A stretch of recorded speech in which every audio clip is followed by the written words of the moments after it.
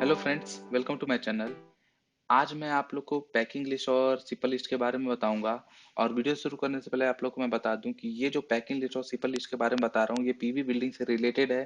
तो जो भी आप लोग ये पीवी बिल्डिंग को अपना करियर बनाना चाहते हैं या पीवी बिल्डिंग के बारे में जानना चाहते हैं तो प्लीज इस वीडियो को पूरा देखिए, क्योंकि पैकिंग लिस्ट और सिपर लिस्ट ये आपको फ्रॉम डे वन से इसकी जरूरत पड़ती है और ये चीज के बारे में आपको जानना बहुत ज्यादा जरूरी है। तो कोई भी बिल्डिंग का काम शुरू करने से पहले आपको पैकिंग लिस्ट और सिपर लिस्ट के बारे में इंफॉर्मेशन होना बहुत ज्यादा जरूरी है। तो चलिए शुरू करते हैं कि पैकिंग लिस्ट और सिपर लिस्ट होता क्या है, दोनों में क्या डिफरेंस होता है, इन दोनों की हमको जरूरत कहाँ कहाँ पड़ती है। ठीक है। तो सबसे पहले मैं आपको बता दूं कि पीवी बिल्डिंग में इन सब चीज की जरूरत क्यों पड़ती है। देखिए, आपको ही पता है कि जो पीवी बिल्डिंग होता है वो साइट पर नहीं बनता है, साइट पे उसका असेंबलिंग होता है। साइट पे उसको हम पूरा इरेक्शन करके उसको सीट से कवर करके उसको फाइनल करके बिल्डिंग को हैंड ओवर करते हैं। इसका जो पूरा मटेरियल है, क्योंकि पीवी बिल्डिंग कोई स्टैंडर्ड साइज तो है नहीं उसका, पीवी बिल्डिंग आपके रिक्वायरमेंट के हिसाब से बनती है। तो वो सब जो पूरा फैब्रिकेशन होता है, पूरा जो कटिंग होता है वो एक फैक्ट्री में होता है। सपोज आपने भोपाल में एक वेयर हाउस का रिक्वायरमेंट डाला कि मुझे 5,000 मीट्रिक टन का चाहिए या 3,000 स्क्वायर मीटर का बिल्डिंग बनाना है। तो जो भी कंपनी को आप ऑर्डर देंगे तो वो आपके साइट पर आकर ये सब काम नहीं करेगी, साइट पे आपको मेजरमेंट करने आएगी। ठीक है। और उसके बाद अपने फैक्ट्री में पूरा काम करेगी। मतलब कि अपने फैक्ट्री में ही पूरा कॉलम को बनाएगी, राफ्टर को बनाएगी, उसमें क्या क्या मटेरियल लग रहा है पूरा चीज आपके फैक्ट्री में रेडी करेगी वो। लेकिन अब पैकिंग लिस्ट और सिपल लिस्ट होता क्या है, इस चीज को जानने के लिए आप पहले इन मेरी बातों को सुनिएगा ध्यान से। अब इतनी बड़ी आप बिल्डिंग देख रहे हैं, इसमें कोई एक पार्ट तो लगा नहीं होगा, इसमें कई सारे पार्ट्स हैं। ठीक है। चाहे आप ये देखिए, अब ये बिल्डिंग वैसे कंप्लीट हो चुकी है, देखिए इसमें लूवर्स लगे हुए हैं। ठीक है। और ये बिल्डिंग का एंड एंड वॉल है। ठीक है। ये अपना साइड वॉल की सीट है। ये अपना डाउनटेक पाइप है। ये हमारा जो व्हाइट व्हाइट लगा है ये गटर है। ठीक है। ये स्ट्रिप लगे हुए हैं। ठीक है। ये अपना साइड वॉल की सीट है। ये ऊपर का जो है अपना ये रूफ सीट है। और ये जो हमारा है ये लगा हुआ है रिज वेंटिलेटर। इसी जैसे ये तो मैं बाहर बाहर से आपको बता रहा हूँ। इसी तरह अंदर से मैं बात करूँ तो बहुत सारे सामान होते हैं, ये देखिए अंदर से सामान। ठीक है। ये जो लाइन से आप देख रहे हैं ये सब पर्लिन है। ठीक है। ये जो ऐसे लंबे लंबे लगे हुए ना, ये पूरी पर्लिन है। ये हमारे साइड वॉल के कॉलम है। ये अपना रिच फ्रेम का कॉलम है। ये हमारे रिच फ्रेम का राफ्टर है, ये राफ्टर है, ये पर्लिन गट है। ठीक है। तो इस तरह करके इसमें बहुत सारे सामान लगे हैं। और ये जो छोटे छोटे देख रहे हैं ना ये है फ्लैंज एंगल। ठीक है। अभी इन राफ्टर के अभी इन जो गट है ना ये पर्लिन, इनके बीच में एक लगेगा सैग रोड। ठीक है। अभी सैग रोड भी लगाना बचा, तो इतने सारे सामान लगते हैं। इसमें देखिए सैग रोड लगा हुआ है। ये जो देख रहे हैं ना आप, एक रॉड, इसके बारे में अपने पुराने वीडियो में बताया हूँ, आप पुराना वीडियो भी देख सकते हैं। लेकिन इस वीडियो में हम अभी डिस्कस कर रहे हैं कि पैकिंग लिस्ट और सिपर लिस्ट क्या है। ठीक है। इतने सारे सामान हैं। अब ये जैसे आप बिल्डिंग देख रहे हैं, ये पूरा इस बिल्डिंग का प्राइमरी और सेकेंडरी काम हो चुका है। प्राइमरी और सेकेंडरी काम का मतलब होता है अभी आप जो सामने देख रहे हैं, मतलब सीटिंग का मटेरियल अभी नहीं लगा है। इसको हम प्राइमरी और सेकेंडरी काम बोल सकते हैं, सीटिंग का मटेरियल अलग होता है। ठीक है। ये सीटिंग का मटेरियल है। ठीक है। अब साइट पर इतने सारे सामान हैं। अब आप सोच के चलिए क्या ये एक ट्रक में आएंगे? इम्पॉसिबल है। हमको इसके लिए स्पेशल कोई ट्रक बुलवाना पड़ेगा। और अगर ये कोई वेयर हाउस गांव खेड़े के जैसी जगह में हुआ, छोटी जगह पे हुआ, उतना बड़ा ट्रक हमको लाने के लिए मुश्किल हो जाएगा। तो हम क्या करेंगे, ये पूरे मटेरियल को हमारी जैसी जैसी जब जब जरूरत होगी उस हिसाब से ट्रकों में भेजते रहेंगे। कि पहले कॉलम राफ्टर की जरूरत है तो कॉलम राफ्टर भेज दिया, उसके साथ अपने को पर्लिन चाहिए पर्लिन भेज दिया, सैगरोड चाहिए सैगरोड भेज दिया। सीटिंग का मटेरियल हम लास्ट में भेजेंगे, क्योंकि सीटिंग का जो मटेरियल होता है वो लास्ट में रिक्वायर्ड होता है। ठीक है। तो इसी तरह भेजा जाता है। तो अब बात करते हैं पैकिंग लिस्ट की। तो देखिए जैसे कि आप ये जो फोटो में देख रहे हैं, इसमें हमारा एक ट्रक खड़ा है और ट्रक में कुछ मटेरियल लोड है। ठीक है। अब इस ट्रक में कुछ भी मटेरियल हो सकता है, मतलब कि प्राइमरी और सेकेंडरी इरेक्शन से रिलेटेड, जिसमें हमारा राफ्टर कितने हैं, कॉलम कितने हैं, या फिर हमारा इसमें ब्रेस रॉड है कि क्या है। ये सब इस ट्रक पे जो भी लोड है, इन सब की जो इंफॉर्मेशन है वो कहाँ रहती है? हमारे पैकिंग लिस्ट में रहती है, जिसको हम बिल्टी या चालान भी बोलते हैं। तो सबसे पहला काम, अगर आपके साइट पर कोई भी एक ट्रक आया तो सबसे पहले आपको क्या करना है, मटेरियल को मैच करना है। मतलब कि अगर आपके पैकिंग लिस्ट में 10 आइटम लिखा हुआ है कि हमने 10 कॉलम भेजे हैं, इन 10 कॉलम का साइज XYZ है, मतलब कोई भी साइज 4-5 मीटर का जो भी है, तो आपको ये मैच करना है कि जो लिस्ट में मेरे लिखा हुआ है वो चीज ट्रक में अवेलेबल है या नहीं है। ठीक है। अब जैसे इसमें देखिए, इसमें यहाँ पर पूरे कॉलम है, बीच में कहीं राफ्टर डाल दिया हुआ है। ठीक है। इसमें देखिए अब इसमें हमारा क्या है, इसमें ये जो नीचे रखा हुआ है, ये अपना पर्लिन भी है।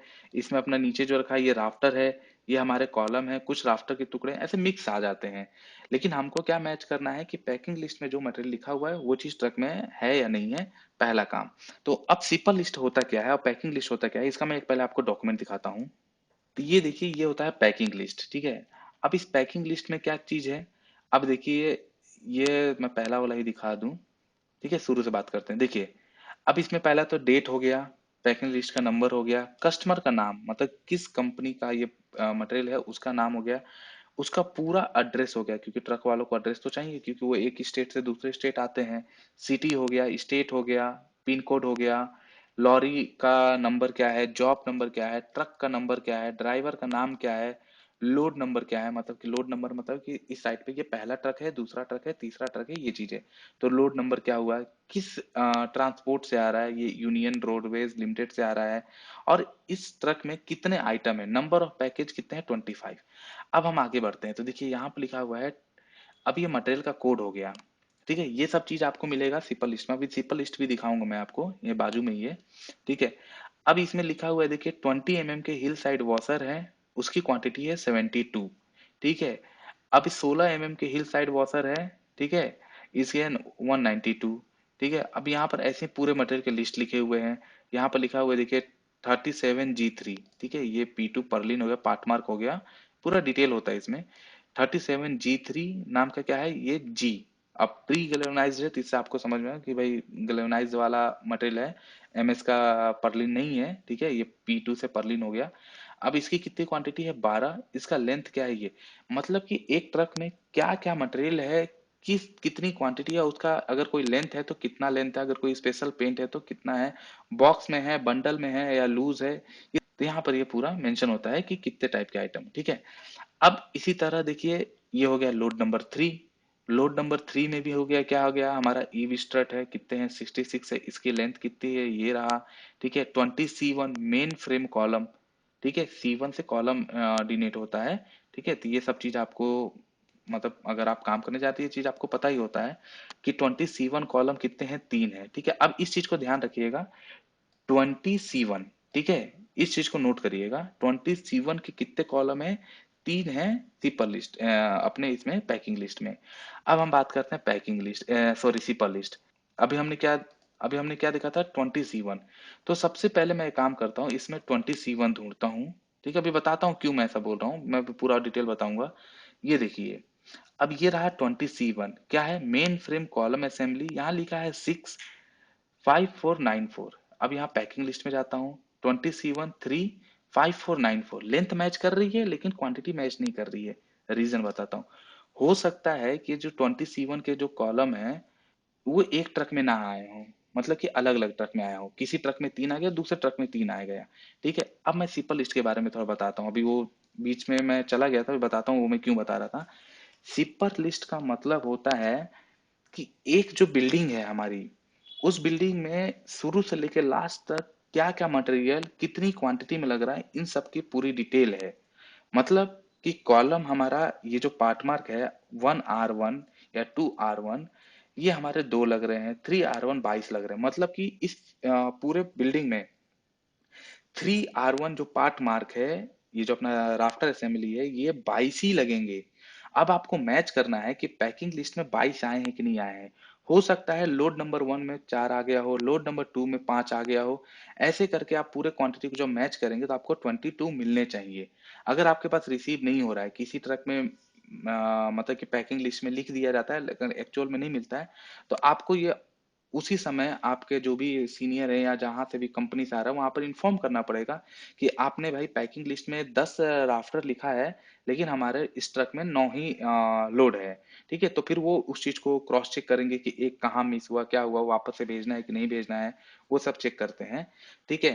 तो अभी मैं आपको एक फिर से एक डिटेल में दोनों चीज के बारे में शॉर्ट शॉर्ट तरीके से बता दूं कि पैकिंग लिस्ट में जो मटेरियल होता है वो होता है कि एक पर्टिकुलर ट्रक में क्या क्या मटेरियल आया है, उसकी पूरी डिटेलिंग जो होती है वो होती है पैकिंग लिस्ट में, राइट।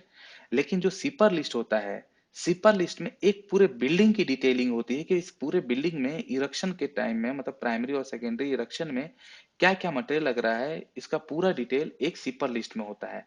इसी तरह सिपर लिस्ट जो होते हैं वो सीटिंग के लिए भी होता है, एसेसरीज के लिए भी होता है। अलग अलग सिपर लिस्ट बनाए जाते हैं, नट बोल्ट के अलग बनाए जाते हैं, कॉलम राफ्टर इन सब के अलग बनाए जाते हैं, सीटिंग मटेरियल के अलग अलग बनाया जाता है। तो हमारे पास क्या होता है, सिपर लिस्ट, जिसमें पूरी एक बिल्डिंग में क्या क्या आइटम लग रहा है उसकी डिटेल है। पैकिंग लिस्ट में एक ट्रक की डिटेल है। तो आई होप आप लोग को पैकिंग लिस्ट और सिपर लिस्ट के बारे में डिफरेंस जो भी था इसके बारे में आपको पता चल गया होगा। आपको पीवी बिल्डिंग या पैकिंग या सिपर लिस्ट के बारे में कोई भी क्वेश्चन या क्वेरी है तो आप प्लीज कमेंट बॉक्स में कमेंट करके मुझे बता सकते हैं। अगर आप पीवी बिल्डिंग में जाना चाहते हैं या पीवी बिल्डिंग से रिलेटेड आपका कोई भी फ्रेंड है जो उसमें इंटरेस्ट दिखा रहा है तो आप उसके साथ ही वीडियो शेयर कर सकते हैं। मिलते हैं अपने नेक्स्ट वीडियो में। Thank you for watching.